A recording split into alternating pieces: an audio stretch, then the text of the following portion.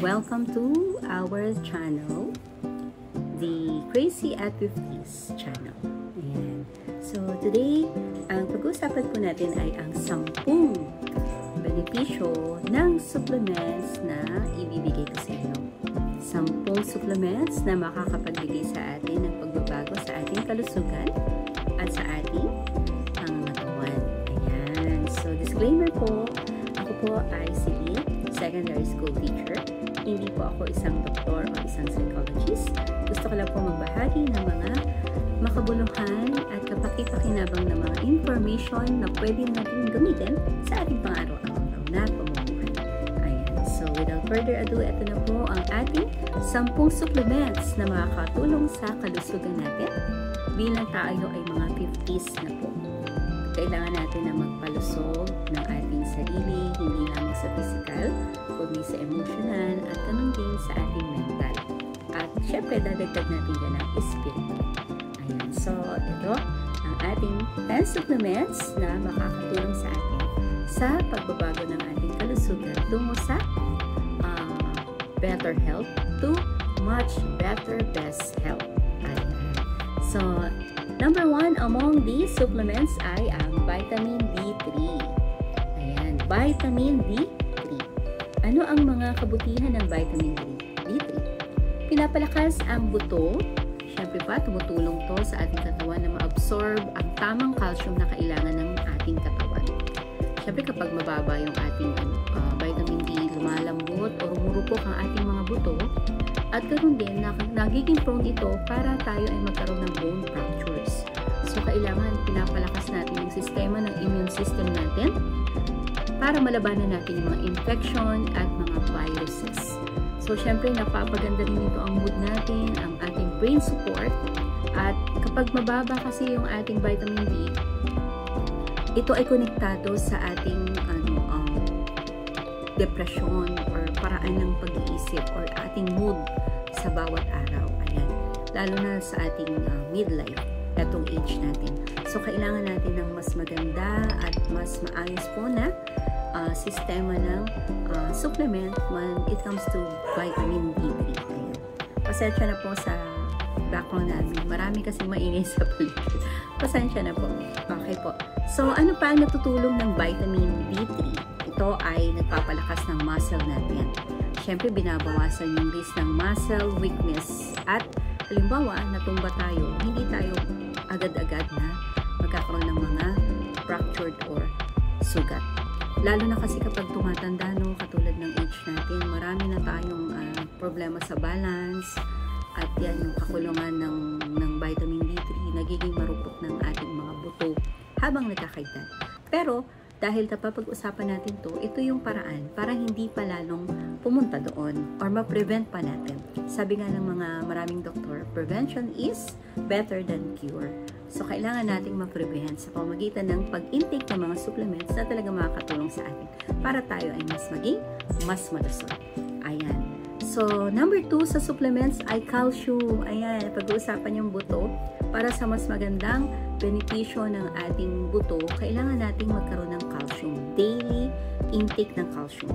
Ito ay pinapaganda yung bone density natin para hindi maging mas marupok. O kapag may vitamin calcium tayo or supplement na calcium, ito ay nakakapagpatibay ng buto. At makukuha natin yan sa pagkain ng mga keso, pwede yan.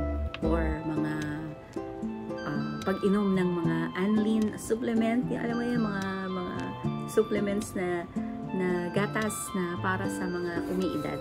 Anlin, adult, Bearban adults, ayan. Naku, hindi ko po alam yung iba paano, pero yan, kailangan natin ng calcium mula sa mga gatas at yung mga gatas na hindi masyado nang nagbibigay ng sugar or kahit konting content lang ng sugar. Ayan, so sinusuportahan ito at iniiwasan ng mga supplements na gaya ng calcium ang bukod sa pagrupok ng buto, yung pagkakaroon ng osteoporosis. Ayan. So, syempre, pag naninipis ang buto, kung kulang na ang density ng buto, ito ay nagiging prone sa fracture. Kaya, pag may calcium tayo, tumutulong ito na mabuo muli yung ating sistema ng buto or bone system natin. Ayan. So, syempre pa, kapag may maganda tayong sistema ng buto, gumaganda rin ang ating muscles at nerves.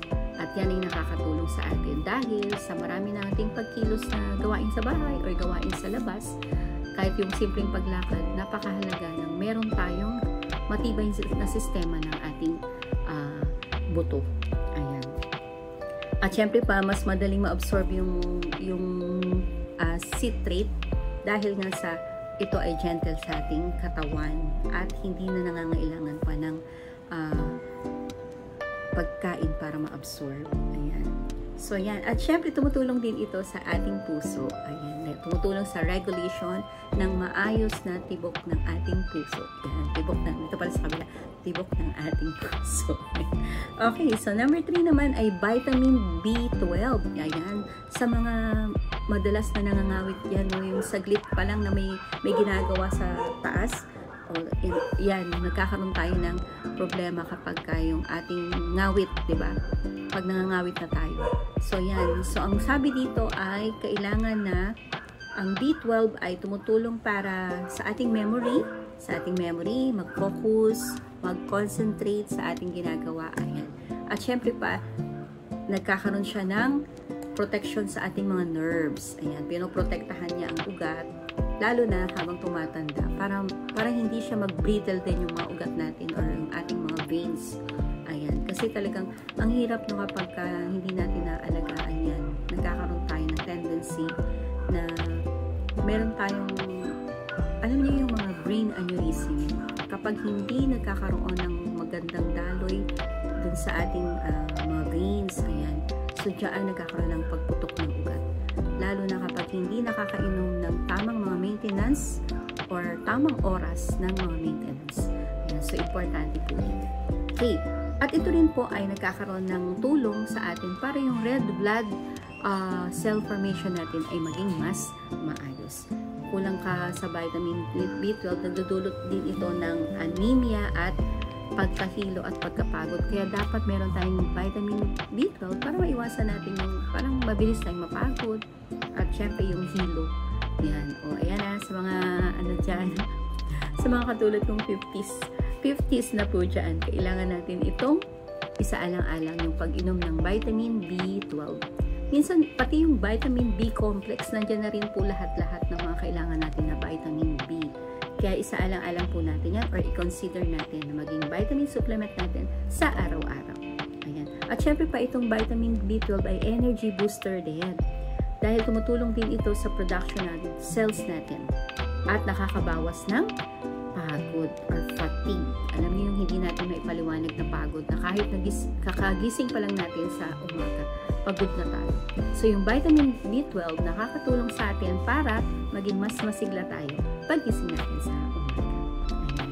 Okay, so number 4 na ay magnesium. Ano ba ang benefits ng magnesium? Lalo na yung magnesium glycinate. Ayan, ito ay nakakatulong para sa mas magandang pagtulog natin. Mas magandang, alam niyo yun, pagtanggal ng mga cramps. Ayan, lalo na sa mga legs natin. Ayan, yung magnesium glycinate, napakaganda po niyan. Kasi mas mahimbing ang tulog at mas maayos ang gising din natin sa kinabukasan dahil nga sa pagtulog natin ay mahimbing. Ayan. At sinusuportahan din nito ang ating blood pressure. Tumutulong na i-regulate ng tama ang blood pressure. Hindi tayo low blood, hindi rin naman high blood. So, mini-maintain niya yung tamang blood pressure. Yan yung magnesium. Okay.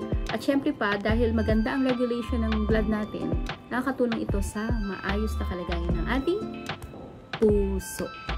Ayan. Okay. Next na ay, isa pa pala doon sa magnesium, nakakatulong ito na mabawasan yung stress at mas maging maganda yung ating, alam niyo yun, mabawasan yung stress, anxiety, at mai-relax din ang ating katawan. Ayan. At lalo na, tinutulungan ng magnesium ang bones natin, gaya ng calcium at vitamin D para maging mas malusog ang ating buto. Ayan. Okay, so number 5 na tayo. Tayo ay may omega 3 or fish oil or EPA and DHA. Ayan, ito yung mga yung mga parang mga yellow na mga supplement na makikita nyo na transparent yan. Dahil ito ay nakakatulong sa atin para magkaroon tayo ng proteksyon sa bad cholesterol at sa inflammation. Mababawasan yung inflammation natin kapag tayo ay umiinom ng omega fatty fish oil. Ayan. Omega-3 fatty oil. Ayan. So, ito tumutulong din sa brain function natin, nagpapabuti ng memory at ng mental clarity. At syempre, nakakatulong din sa pagbagal ng ating cognitive decline. So, syempre, pagka ang brain natin ay maayos na nakakainom ng mga supplements na pangtulong, nababawasan yung ating pagbagal ng pag-isip, no? Yung memory natin. At wag natin yan, wag natin yan, kumbaga, kailangan natin isaalang-alang yan. Consider na talagang nangyayari sa atin yan. Ano pa? Yung joint support din, yung anti-inflammatory, kapag alam mo yung mga natin, joint, alam mo yung kapag gumaganyan-ganyan yung mga buto natin, di ba?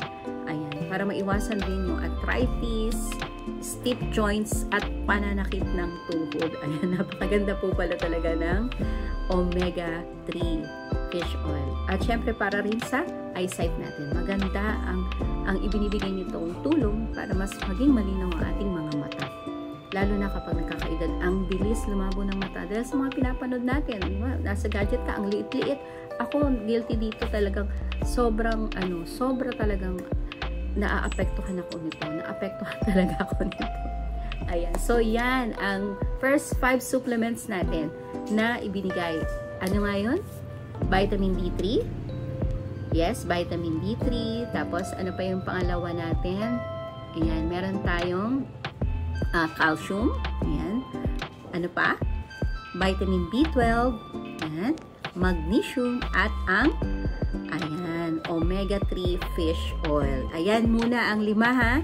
5 na mga supplements na dapat nating i-intake dahil tayo ay 50s na. Ayan. So, kailangan natin alagaan natin katawan. Ayan. Ito ay part 1 pa lamang. May part 2 po tayo.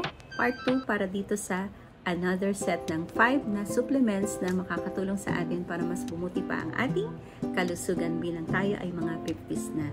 Sana po huwag niyong kalimutang mag-like, share, at subscribe sa ating channel para sa mas marami pa pong mga tips sa mga tumatanda or nagkakaedad na gaya natin. Ayan, ako po tanggap ko na po yan. Ayan. Okay, so part 2 po, abangan sa susunod po na pag-upload natin ng video. Salamat po, lagi po tayo manatiling maganda at lagi tayo maging positibo sa araw-araw. Maraming po salamat at bibigay ko lang po ang isang maikling Bible verse. Ito po ay sabi niya sa Psalms 90:12. Bilangin natin ang mga araw natin or tulungan tayo ng Diyos na bilangin ang ating mga araw para tayo ay maging mas malusog at mas marami pa tayong magawa sa ating buhay. Abangan niyo po ang another set ng top 5 na supplements na ibabahagi ko po dito din po sa ating channel. Maraming pong salamat, manatiling malusog at God bless po sa lahat.